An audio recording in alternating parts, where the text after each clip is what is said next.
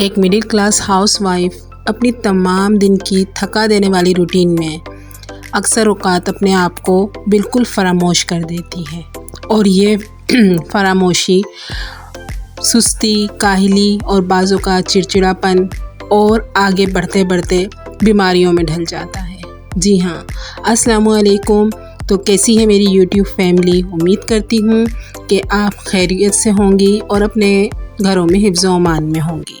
तो मेरी प्यारी बहनों, हमने उस काहली, सुस्ती को और ख़ुद फरामोशी को अपने अंदर से ख़त्म करना है, अपने आप को महसूस करना है, क्योंकि हम हैं तो बच्चे हैं, शोहर है और पूरा घर है और पूरा का पूरा ससुराल लामा है। जी हाँ, आज से हमने अपने आप को नंबर 1 पर रखना है, अपनी परवाह करनी है, अपने आप को खुश करना है। और वो किस तरीके से करना है? अपनी छोटी छोटी ख्वाहिशात का ख्याल रखना है। कुछ इन्वेस्टमेंट अपने आप पर भी तो की जाए, बहुत ज़्यादा नहीं, बहुत महंगा नहीं, क्योंकि हम मिडिल क्लास हाउसवाइफ का बजट वैसे ही बहुत लिमिटेड होता है और उसमें अपने लिए कुछ निकालना बाज़ औक़ात बिल्कुल नामुमकिन हो जाता है। तो इसके लिए मैं फिर भी आपसे यही कहूँगी कि कुछ टाइम अपने लिए निकालें, कुछ बचत अपने लिए भी करें, अपनी ज़ात के लिए भी करें, क्योंकि आप हैं तो सब कुछ है, आपकी हेल्थ है तो सब कुछ है। एक बीमार थकी हुई हाउसवाइफ किसी को अच्छी नहीं लगती, सबको फ्रेश वाइफ अच्छी लगती है, हंसती मुस्कुराती माँ अच्छी लगती है और काम करती हुई बहू अच्छी लगती है।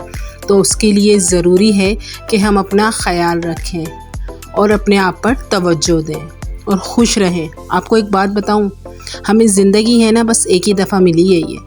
अगर हम मर गए तो बस फिर तो हशर में ही उठेंगे। तो अपनी इस थोड़ी सी जो ज़िंदगी है, इसको कुछ अपने लिए भी गुजार लें।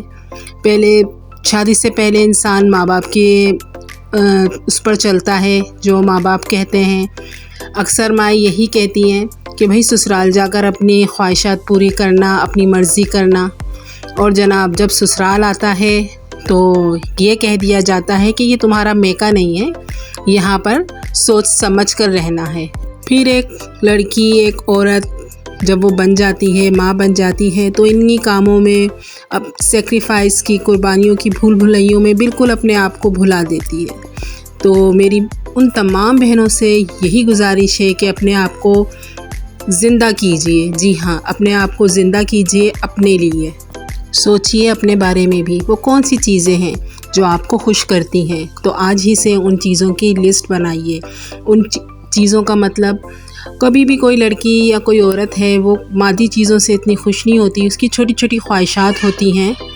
तो उन तमाम ख्वाहिशात की लिस्ट बनाइए। आप क्या करना चाहती थी, क्या आपकी ख्वाहिशात थी, आपको क्या चीज़ें पसंद थी। एक कागज़ पेंसिल लीजिए और लिख दीजिए अपने दिल की तमाम ख्वाहिशात। चाहे वो आपको गार्डनिंग पसंद थी, चाहे लिखना पसंद था, चाहे आपको मेहंदी लगाने का बहुत शौक़ था, या चाहे आपको मेकअप सीखने का बहुत शौक़ था, चाहे स्टिचिंग का शौक़ था, या कुछ भी ऐसी हॉबीज़ जो आपको पसंद थी।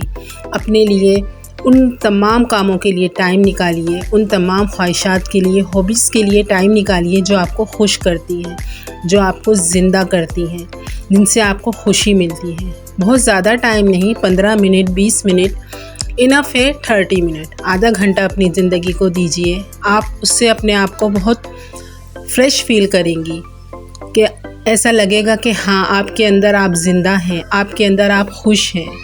यकीन जाने ज़िंदगी एक ही दफ़ा मिलती है, बस ये जो आगे बढ़ रही है ना, तो बस ये बढ़ती ही चली जाएगी, ये पीछे रुककर कभी भी नहीं देखती। हमने इसी ज़िंदगी के अंदर रहकर अपने लिए भी तो सोचना है, अपने भी तो तमाम ख्वाहिशात हमने पूरी करनी है। हम कब तक इसी तरीके से बस दूसरों की ख्वाहिशात पूरी करते रहेंगे? तो अपने लिए भी सोचिए, अपने लिए भी कुछ टाइम निकालिए। एक चाय का कप लीजिए और ख़ामोशी से सोचिए अपने बारे में। जी हाँ, सिर्फ़ अपने बारे में सोचिए कि आप क्या थी, आप क्या करना चाहती हैं। और सबसे बड़ी बात, खुद मुख्तार होना सीखिए, कुछ अर्न कीजिए। एक इंडिपेंडेंट वूमेन बहुत ज़्यादा कॉन्फिडेंस होती है। चाहे छोटी छोटी सी इनकम शुरू करें, आप घर के अंदर कोई काम शुरू करें, आपके अंदर जो सलाहियत है उसे बाहर निकाल कर लेकर आइए, उसे झाड़ पोंछ कर बाहर निकालिए और इस तरीके से बाहर निकालें इस दफ़ा कि वो आपके काम आए। आप उससे कुछ अर्न करें। चाहे आपको स्टिच आती है, चाहे आप टीचिंग कर सकती हैं, चाहे आपको निटिंग आती है, कुछ भी आता है। अब तो ऑनलाइन भी बहुत सारी चीज़ें ऐसी हैं कि जो हम कर सकते हैं। तो इन तमाम चीज़ों पर गौर कीजिए और कोशिश कीजिए कि आज से आप अपने लिए भी जिएंगी, आज आप अपने लिए भी टाइम निकालेंगी। आज से इन 24 घंटों में आधा घंटा आपका भी है और उस आधे घंटे में आप खुलकर खुश होंगी। एक खूबसूरत सी लिपस्टिक लगाइए, साफ़ सुथरे कपड़े पहनिए और अपने आप को महसूस कीजिए। यकीन जाने आपको ज़िंदगी फ़ील होगी, आपको ऐसा लगेगा कि हाँ, आप ज़िंदा हैं। हम मिडिल क्लास हाउसवाइफ की आउटिंग बस मैके तक ही होती है। अम्मी के घर चले गए बस, या मियाँ के साथ बाइक पर बैठकर कभी आइसक्रीम खाने चले गए, वो भी जब मियाँ का मूड ठीक हो। बाहर खाना और ये सब चीज़ें तो हमें फजूल खर्ची लगती हैं, क्योंकि इसमें बजट आउट हो जाता है। क्योंकि हम अक्सर औक़ात अगर सेपरेट होते हैं तो रेंट के घरों में होते हैं, और सेपरेट नहीं होते तो दीगर बहुत सारे अफराद खाना की ज़िम्मेदारियां भी हमारे हस्बैंड के सर पर होती हैं, और वो उनके बहन भाई हैं, उनके माँ बाप हैं, तो ये उनका भी हक़ है। मैं बुरा किसी को नहीं कह रही, ज़िम्मेदारियां हैं और ज़िम्मेदारियां तो उठानी ही होती हैं। तो इसके लिए ये है कि आप अपने लिए कुछ खुद कर लें। कम से कम ये दुख तो नहीं रहेगा ना कि हमने कुछ नहीं किया इस ज़िंदगी में। तो अपनी ज़िंदगी को काम में लेकर आइए अपने लिए। मैंने यकीन जाने तीसरा मेरा ये चैनल है, लेकिन मैंने हार नहीं मानी है। अभी भी मैं कोशिश कर रही हूँ कि नहीं, मैं अपना चैनल बनाऊँगी, मैं कुछ न कुछ ज़रूर करूँगी अपने लिए। मैंने अपने पैरों पर खड़ा होना है। मैं एक ट्यूशन सेंटर भी रन करती हूँ, तो इससे भी मैं कुछ ना कुछ अर्न कर ही लेती हूँ, कुछ घर पे लगा लेती हूँ, और ज़्यादातर घर पर ही लगता है। हम हाउसवाइफ का दिल ही ऐसा होता है कि हम दूसरों के लिए ही, अपने बच्चों के लिए, अपने हस्बैंड के साथ ही उनका हाथ बटाकर ही खुश होती हैं।